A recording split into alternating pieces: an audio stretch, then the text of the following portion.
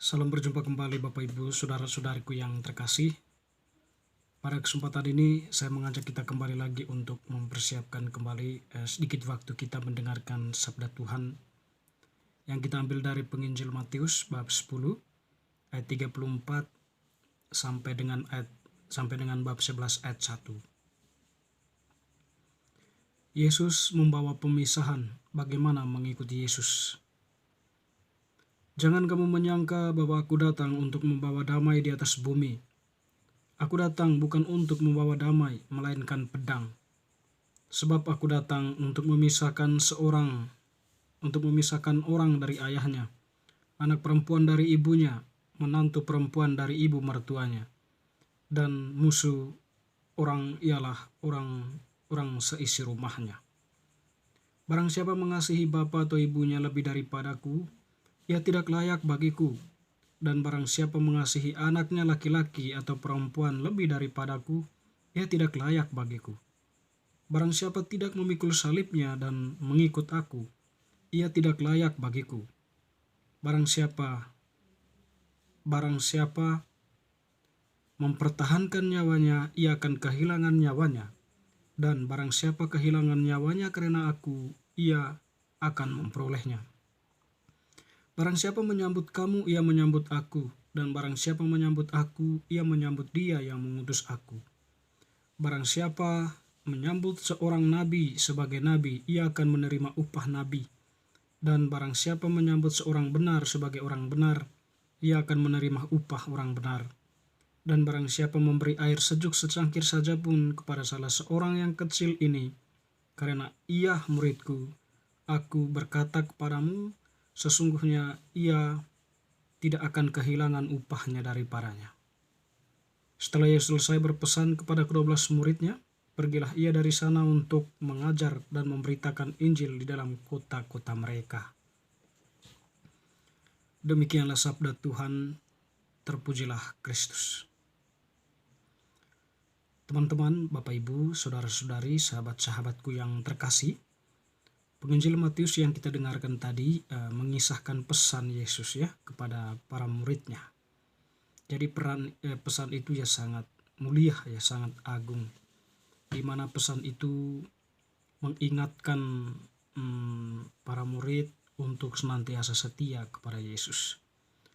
Jadi dari pesan itu ya, pada bagian pertama ya seolah-olah kita mendengar bahwa Yesus itu ya membawa pertentangan ya, membawa suatu situasi di mana di sana terjadi kaos. Nampak seperti itu dari pernyataannya.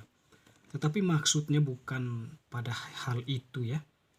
Jadi kita tahu Yesus itu datang ke dalam dunia ya, untuk menyelamatkan dunia, untuk mencari yang hilang ya, untuk memberikan pengharapan kepada mereka yang kehilangan harapan ya, untuk memberikan kekuatan kepada mereka yang lemah. Singkat kata bahwa kedatangan Yesus ke dalam dunia sebagai Allah Juru Selamat, sebagai Sang Sabda, Sabda Allah yang menjadi manusia di dalam rahim Maria. Tentu misi utamanya adalah menyelamatkan manusia, bukan untuk membinasakan manusia. Jadi bisa saja maksud dari pernyataan Tuhan ini adalah ini berkaitan dengan bagaimana kehadiran Yesus yang adalah Sang Pembawa kebenaran yang mengutus para muridnya untuk membawa kebenaran, di mana di sana yang ditentangi oleh Yesus itu adalah kejahatan ya, atau orang-orang yang senantiasa memelihara kejahatan dalam hidup mereka, orang-orang yang senantiasa membenci sesamanya, tidak memperhatikan sesamanya ya, menganggap sesamanya sebagai orang-orang yang mengancam dirinya.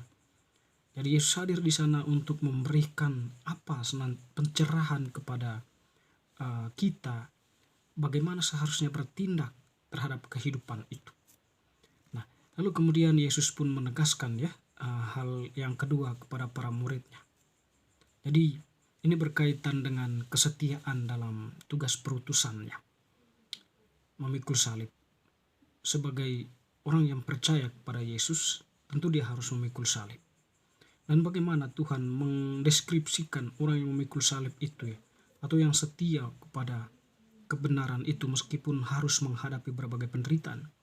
Yesus mengatakan Barang siapa mengasihi bapa atau ibunya lebih daripadaku, ia tidak layak bagiku.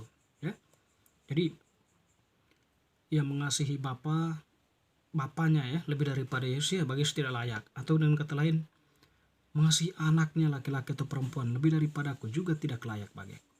Barang siapa tidak memikul salibnya dan mengikut aku, ia tidak layak bagiku. Barang siapa mempertahankan nyawanya, ia akan kehilangan nyawanya. Dan barang siapa kehilangan nyawanya karena aku, ia akan memperolehnya. Bisa saja ya kalau kita refleksikan ini secara masing-masing, secara pribadi, mempunyai suatu pesan tersendiri. Secara sederhana mungkin kita mengatakan ya, jadi Tuhan Yesus hendak memberikan kita pesan bahwa dalam mengikuti Yesus ya, tentu yang menjadi yang dibebankan atau yang ada di pundak kita dalam hal itu adalah kebenaran. Dan kebenaran itu dipikul sedemikian rupa dan harus ditunjukkan dalam realitas kehidupan. Kebenaran itu digambarkan sebagai salib, ya, di mana kita hadir di sana sebagai pribadi yang membawa kebenaran atau representasi dari kebenaran. Melalui tindakan kita, tutur kata kita, perbuatan kita, kata-kata kita, sikap kita ya.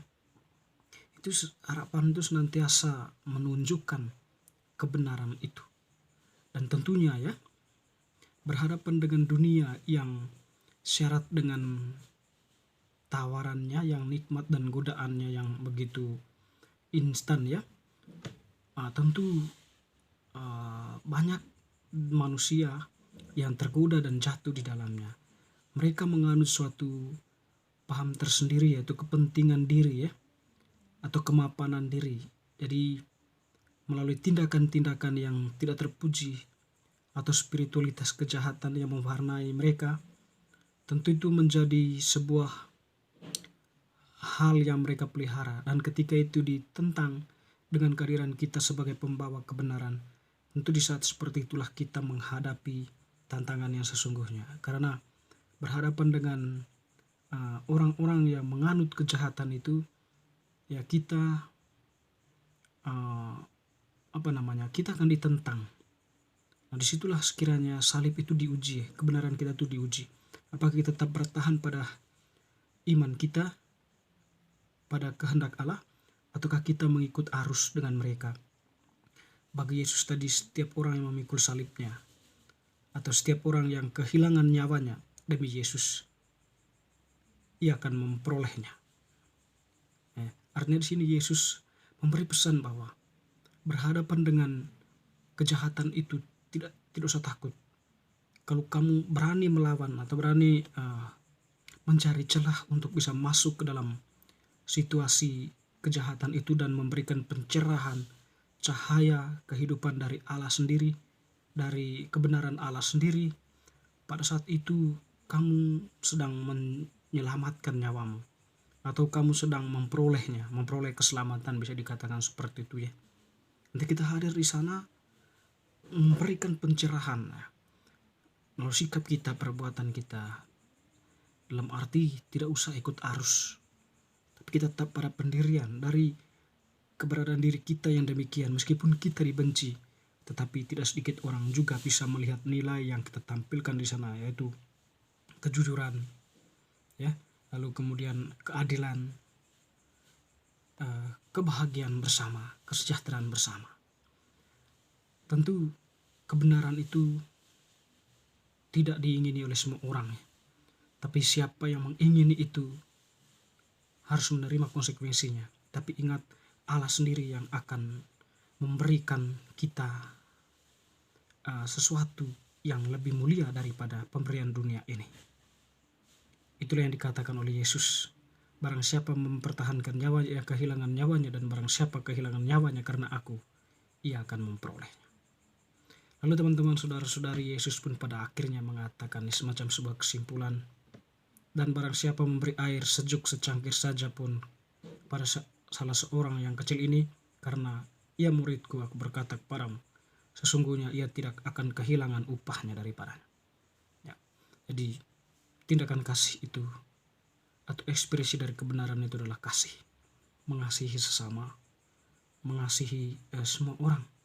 Itu tadi melalui tindakan kita, kata-kata kita, pikiran kita, dimanapun kita berada, di lingkungan kerja kita, lingkungan masyarakat, dan lingkungan keluarga. Tuhan sendiri mengatakan, aku akan menyelamatkannya bang, kalau kamu berani mengakui aku di tengah manusia. Teman-teman, saudara-saudari, semoga bacaan hari ini semakin meneguhkan iman kita. Amin.